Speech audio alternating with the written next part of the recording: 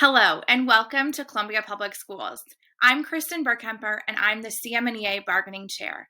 I hope your school year with CPS is off to a great start. In 2012, the teachers of Columbia Public Schools voted to have CMNEA be the exclusive representative for collective bargaining.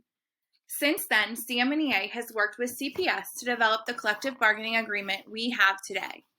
The current agreement is a 16-page contract that outlines the working conditions and compensation for the teachers of Columbia Public Schools.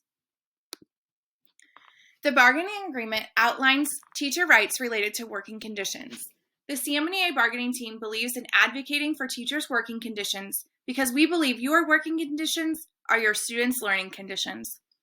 I want to take a moment to highlight some of the teacher rights outlined in our current contract that as a new teacher you should be aware of. Duty-free lunch.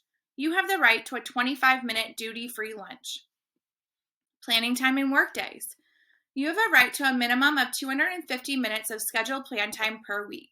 At a minimum, 200 of those minutes should be teacher-directed time. During teacher workdays, half of all time on these days is teacher-directed. In addition to these times, elementary teachers have an additional 540 minutes of planning time per school year. Right to representation.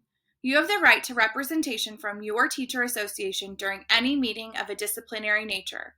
You also have the right to stop any meeting that turns disciplinary and ask to have the meeting rescheduled so you can seek representation. Short-term leave. You have the right to 5 days of personal leave and 7 days of sick leave with compensation per school year. Those are just a few examples of the rights outlined in our agreement. Please see the entire agreement for additional information. Around October, the CMNEA bargaining team will send a survey to get feedback on potential items we could bring to the district during negotiations this school year. We start meeting with the district team in February and have 8 meetings to negotiate new items to be added to the contract.